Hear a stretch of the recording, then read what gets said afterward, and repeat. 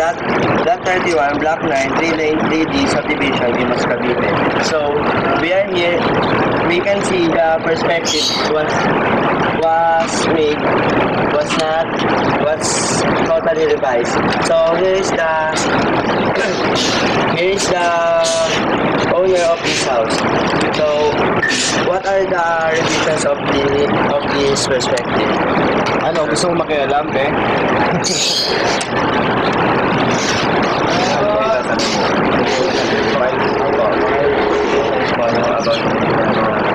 Ito kasi yung pinayo na yan, hindi pa kasama yung pinayo. Kasi matagal bago ko magpagabi ng second floor. Yung pasis lang yan, nung mabuo ko na yung taas, kinakailangan magkaroon ng ganyan. Kaya ito, maximize yan ha, ganyan sa bigay na nagsilbing terrace ko na rin sa pinakakwarto namin yun.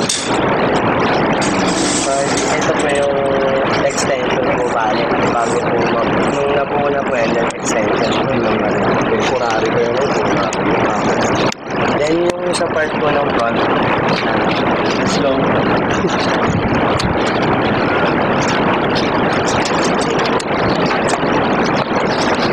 In this front elevator, what are the requirements that you need?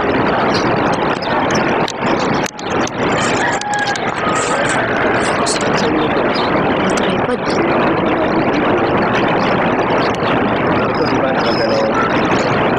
Nalabas. Kung para magkaroon ng cases, naman. Dahil hindi na lumabas yung kinain ko na yun. Tapos parang lalaki pa yung espasyo ng murahe.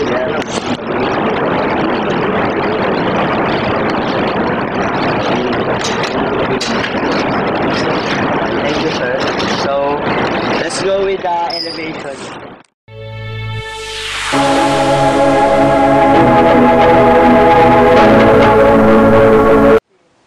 There is some elevation in this house. So, the elevation is also changed. So, here we go for the front elevation. As you can see, the finisher of this wall is a plain cement plaster.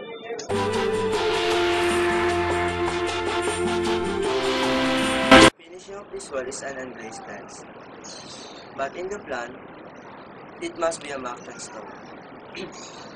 Since unglazed tiles is more affordable in Mactan stones, they use unglazed tiles.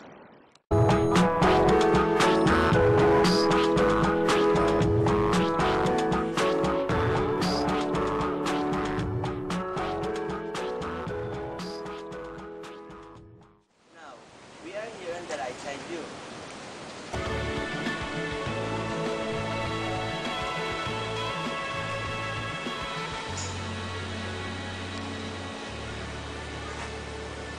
As you can see, the wall finishing of this wall is a plain cement wall. And this type of window is a casement window, and it is made from steel.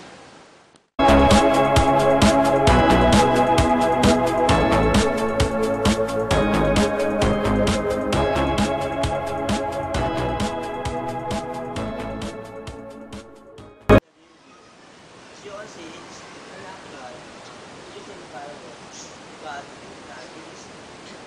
it is not a firewall.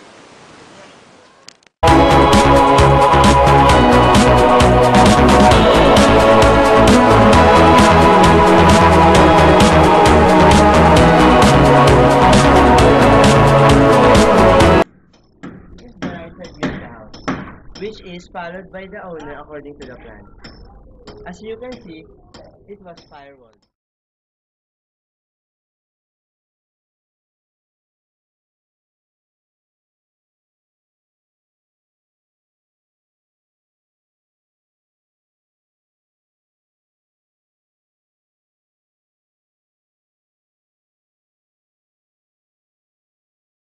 Good afternoon everyone. We are now here in front of the house and we're about to discuss about the floor plan. Alright, let's enter the house and check if the plan was Followed. followed according to the structure of the house. Come in. We can see that the carport was followed and the what did you call that? What did you call that? The space. The space. The measurement of the space was correct and correct put of windows. Sorry, excuse me. And we're going to the garden, which is also correct according to the plan. But the wall here, the wall is cut to maximize the space and to have a passageway to the back or the kitchen, the dirty kitchen there. Cut.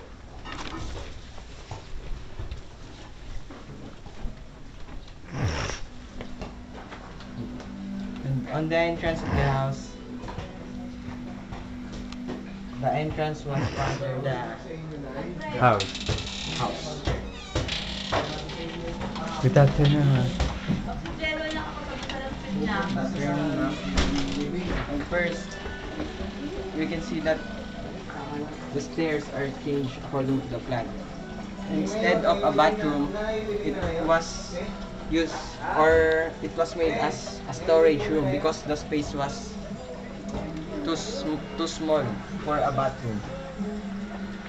Then, cut.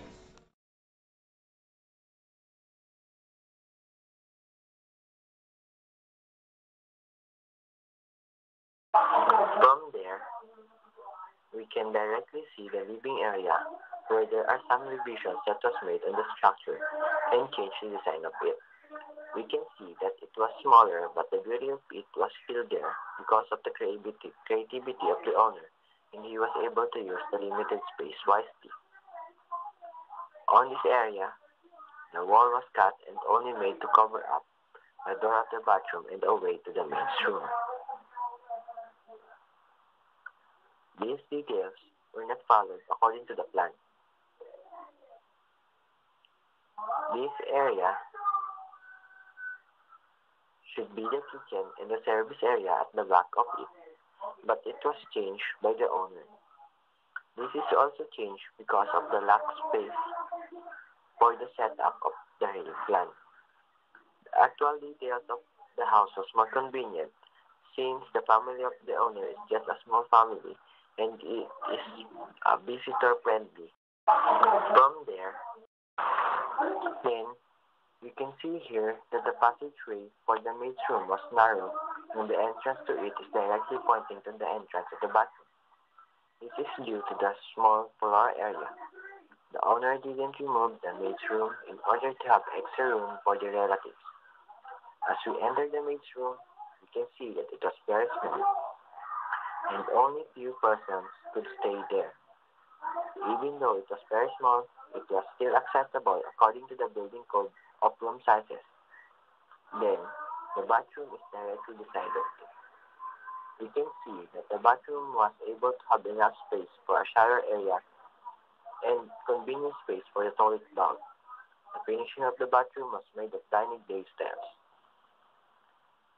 From the bathroom, we can also directly go to the dining area that should be the kitchen according to the plan. But it was not followed. Instead, the kitchen was separated and placed in the extended part of the house.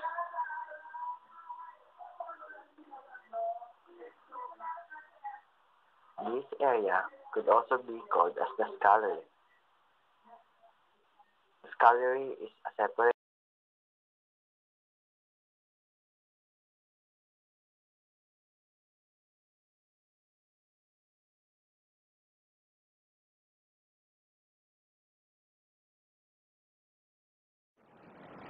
Good morning everyone. We are now here on the second floor of the house.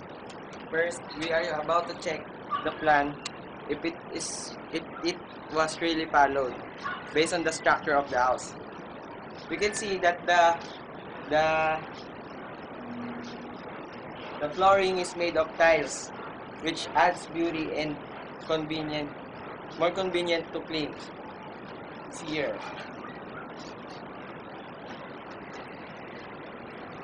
And we can also see that other parts of the flooring was made of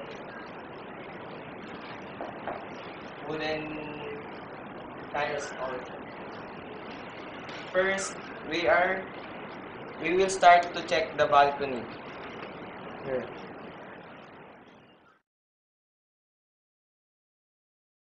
We are now here on the balcony, and as we can see, the balcony was not followed or built according to the plan because of the walls and the entrance to the rooms are changed.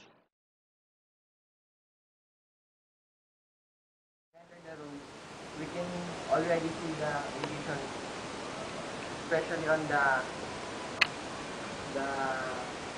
main living area there, and also computer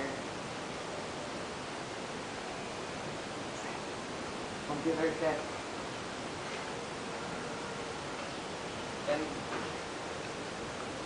based on the plan, the computer area and living area there should be a bathroom from master's bedroom, but it was not followed.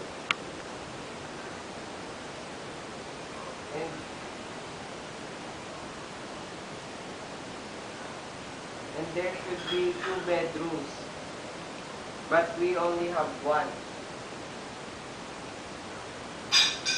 From there, we can see that the plan was not followed again.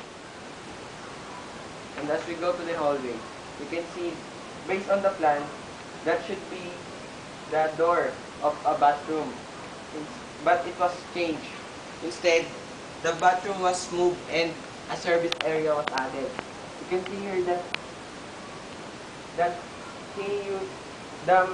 the owner changed the plan or revise it to maximize the space and add more and to use it for more convenience. Then from the service area, we can see and go to the master's bedroom, and that was that was followed according to plan. Then we will enter the master's bedroom. We can see that it's fully furnished and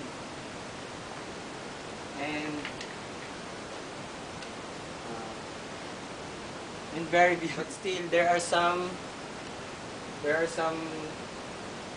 details on the plan that was not followed, like the added balcony from the master's bedroom.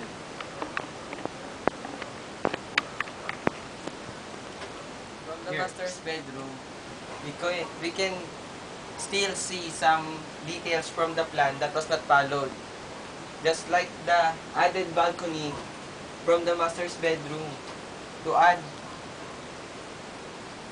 here, and the balcony will add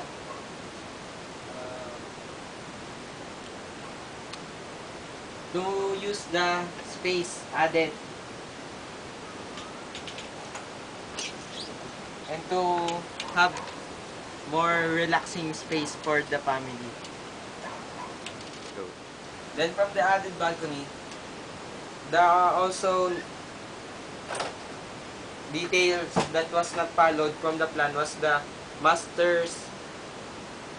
bathroom from the master's bedroom. There should be a bathroom here on this area, but it was made as an entertainment showcase and a closet, which based on the plan, we should see 2 bedrooms from the hallway, but it was not followed, and there is one bedroom only, because if the plan was followed, the space would be so small for a bedroom. And as we see the bedroom, the owner maximized the space by putting some appliances and relaxing area.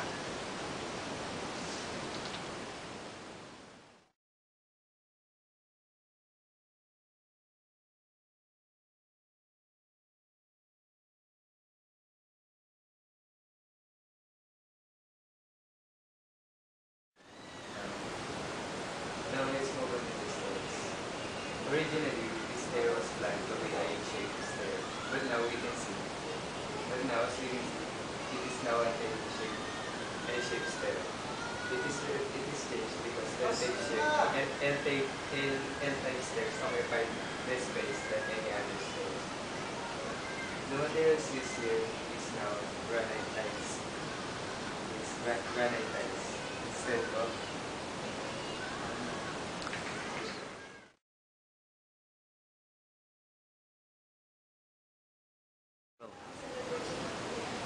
as we can see, the number of steps on the aqua is only 15 steps, but originally it used to be a 70 steps.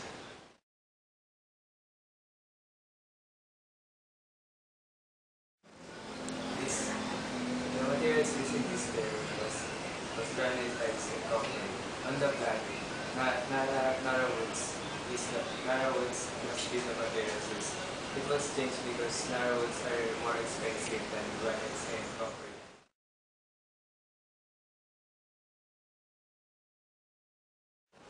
Also the handrails and the king post changed into steels instead of Narrowwoods. That is very expensive. The owner said it is changed because they have no budget for the Narrowwoods, and it's very practical to use steels than woods.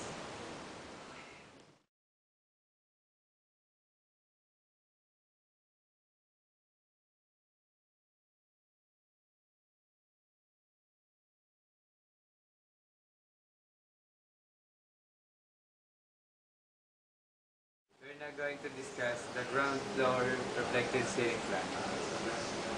As you can see,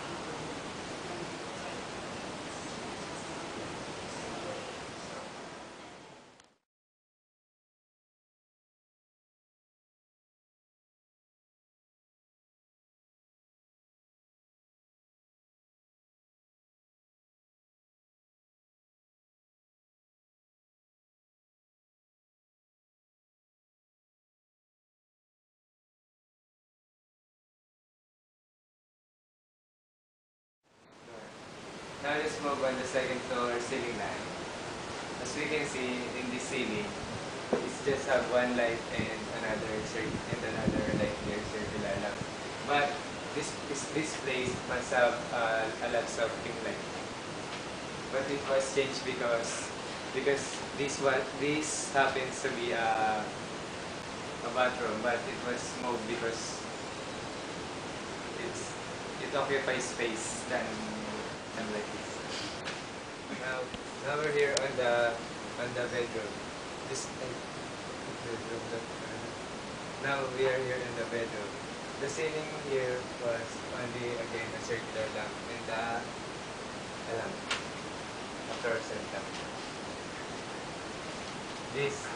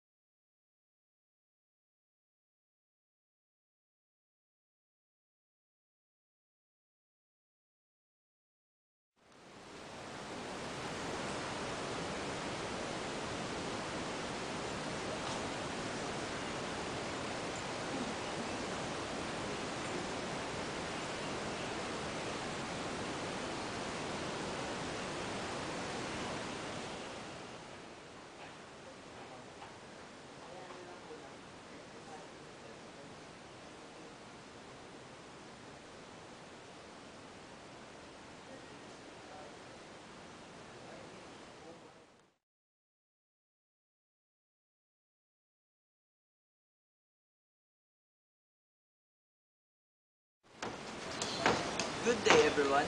Now, let's talk about the foundation plan of these cells. First, let's talk the different columns and footings. As we can see, this column is named the footing 3, column 2. And as we go inside the house, these two columns are named the footing 5, column 1. Then here are the columns, the footing 6, column 3. These two columns are the same as one. As we go further, we can see this column, the corner, is the footing 1, column 1.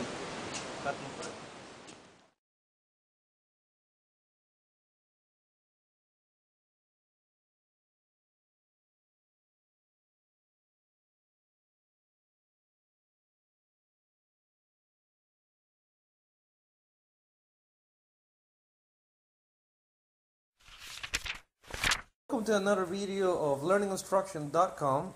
This video we're going to talk about the types of foundation.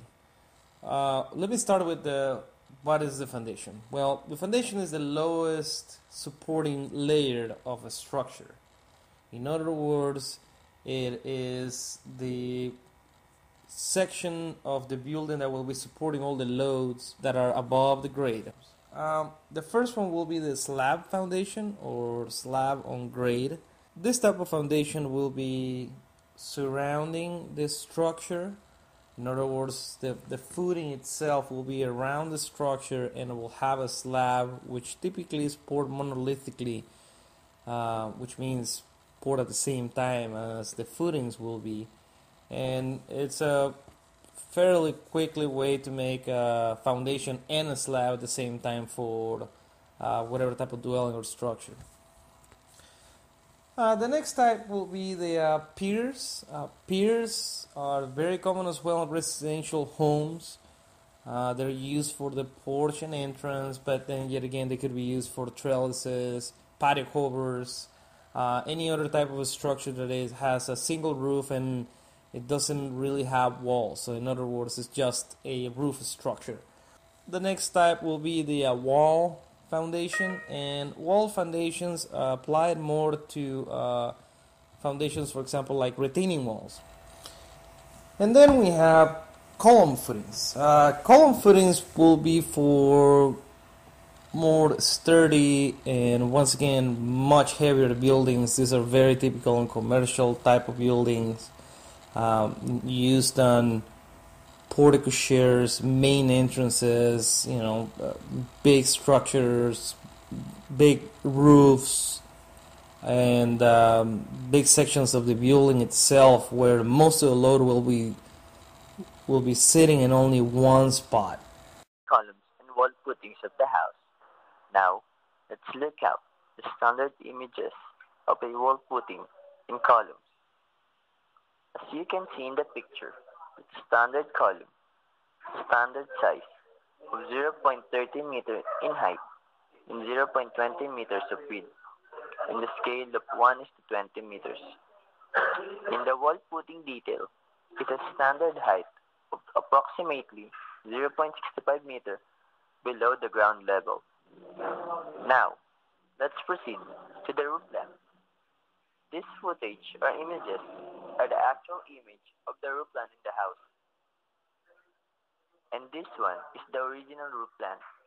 If you compare it to the original plan, you will conclude that the owner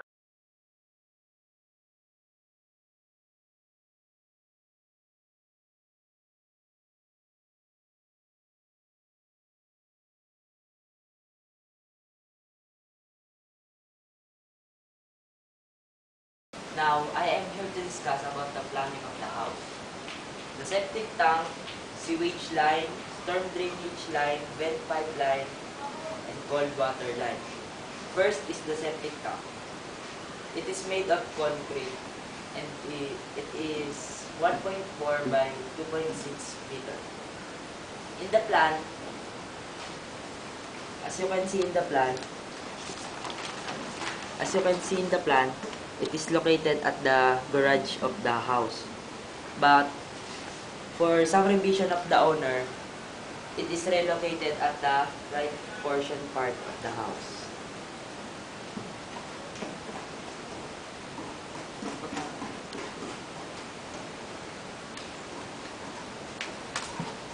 This is the right part of the house. So this is where the septic tank is located.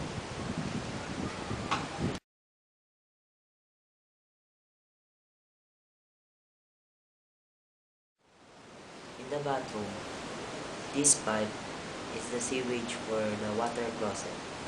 This one is the water supply of the water closet. In this part, this is the water supply of the toilet. Then, this faucet is this faucet, and this is the shower. So that one is the shower drain.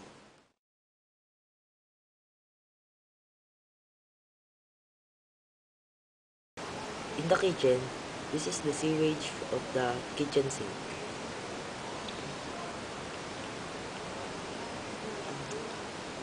Last is the storm drainage. As you can see, this pipe, one of the pipe of the house is made of PVC. Its function as the passageway of the water from the rain, and it is connected from the gutter.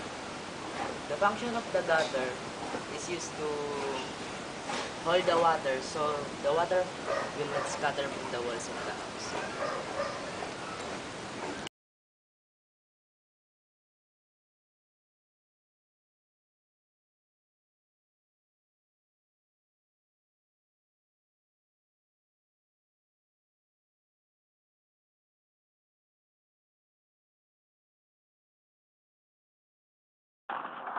Now, let's proceed to the electrical layout plan. You consider the outlet in the garage. There is a lamp outside the house that gives beauty to this house. Come on, let's go inside.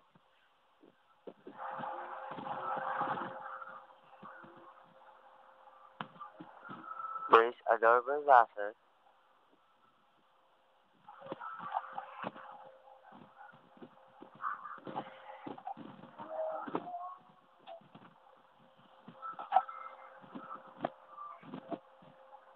And another outlet below the sign table.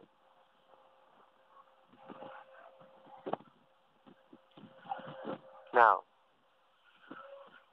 we can see the circuit breaker of the house where all the electrical lines connected. Circuit breaker is an automatically operated electrical switch designed to protect and an electrical circuit from damage caused by overload or short circuit. A two-gang switch and a three-gang switch used to light up this house.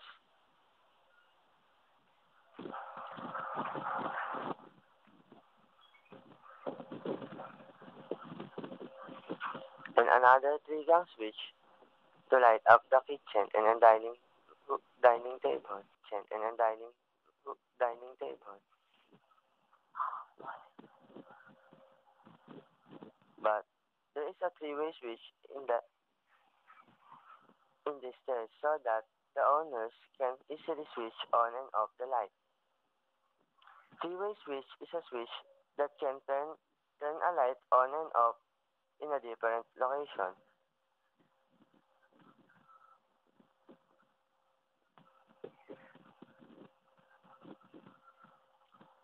The one that has a single button is also a three-way switch, and another is a two-gang switch, where the one button is to light up the balcony, and another buttons for the hallway.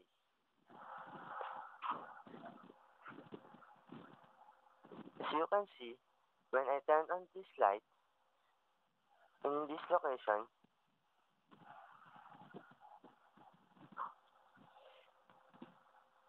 you can turn off the light using the another switch.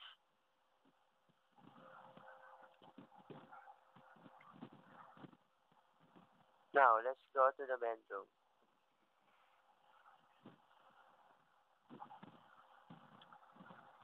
And another two-gang switch to light up this bedroom.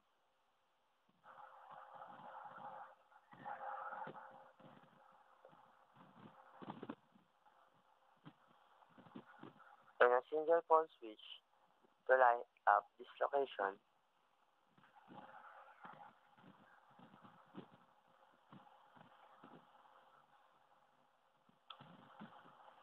And another outlet.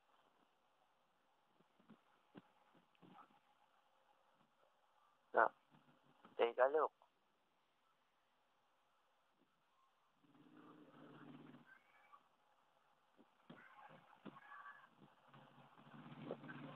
Let's go to the master's bedroom.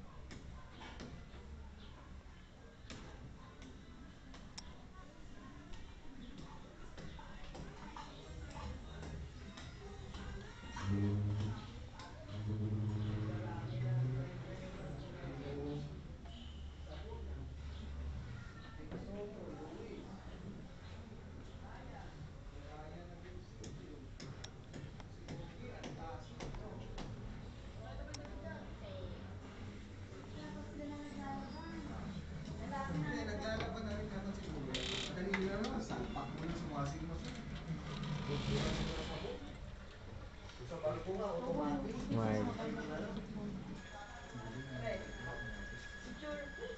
Hindi. Kasi ano pa, ceiling.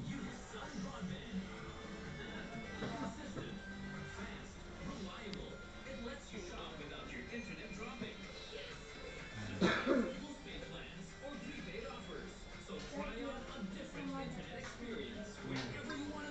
ginagamit nila yung lumipat ng pagkakas sa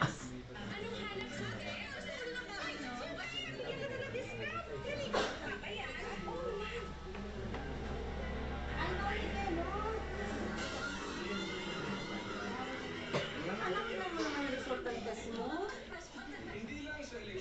Katutuwaan ba yun? panghudlong yun. Ba't di mo sinabitan yung mga ano, Jello?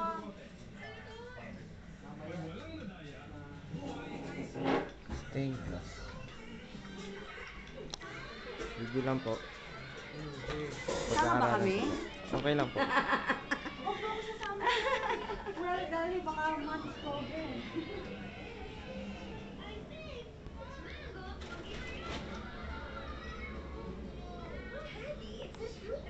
Meron ka na birthday, Jello? 26.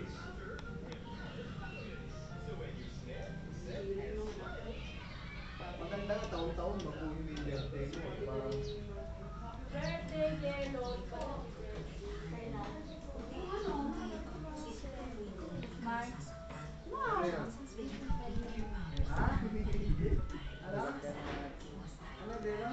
Naalala ko yung pinakamagandang birthday.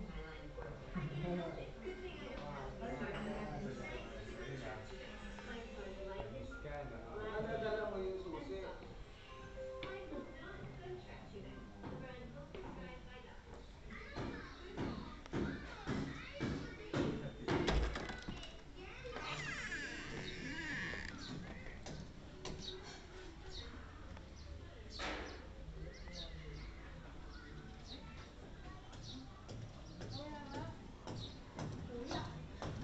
Naalala ko, 21 na ako. Paano? Ano, ganito ako. Ulitin mo. Video lang muna ako.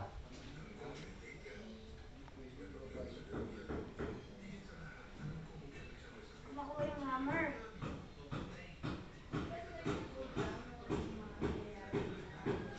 Hindi ko nakuha yung hammer. Click mo na maigi. 22 na ako. Ikaw 20 lang. Lumpas ako ng dalawa. Ginagawa ko yun, hindi natapos eh. Marami bang tinda sa market? Marami rin po. Maganda na rin po doon. Pwede na dito, saksak mo lang yung memory card. Meron akong app dyan na ano, Temple Run. Saksak mo yung memory card mo to.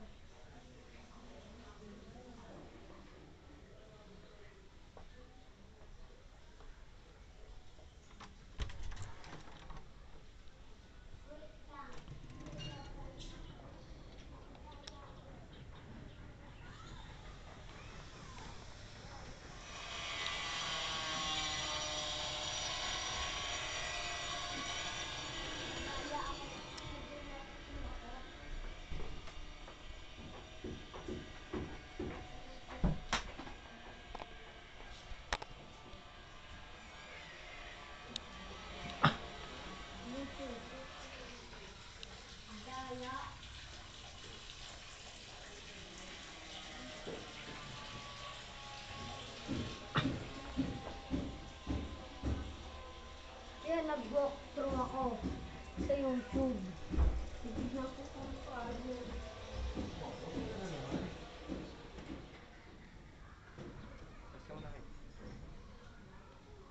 Ibigyan ko na natin. Ganun.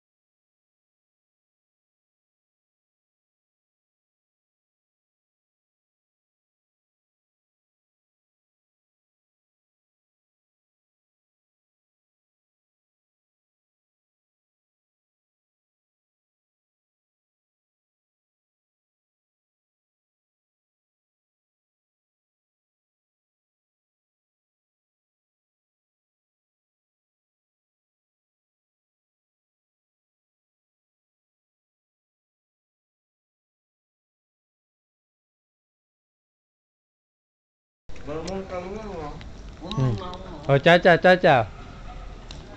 Chacha. Sayaw, game na yun, oh. Naka-record yan. Bloopers yan. Alright, good afternoon everyone. We are in here. Huwag ka kasi tumawa. Ayaw mo, Lex. Si Alex, gusto yan. Oh, nako! Sumubos Ay, pengen sa dun, ha. Hindi na kaya.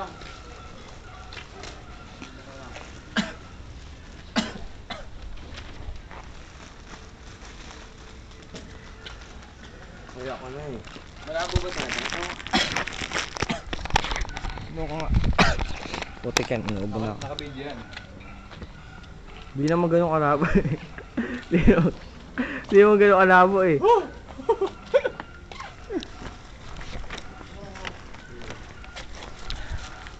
Ito po, bading. Yan. Half Bading. ko. Sarap daw oh. Kumakain kami ng lumpia. Lumpia. Oh, okay. Salita. Good day everyone. We are now here on the second floor part. Kasi tumawa. Sige lang, sige. What's more?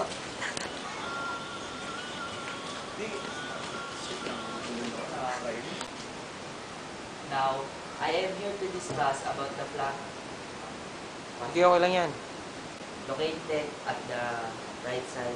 Tingnan mo mali. Hindi pala perfect. We can see this column, the corner, is the putting one, column 1. Cut mo pa.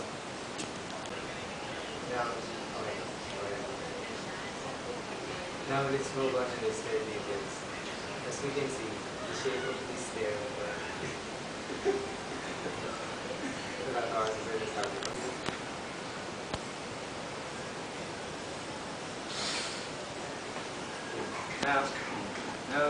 now let's move on to second floor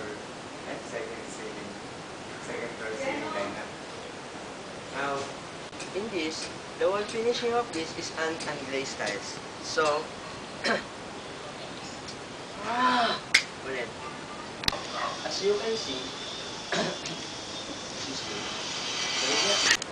And in this,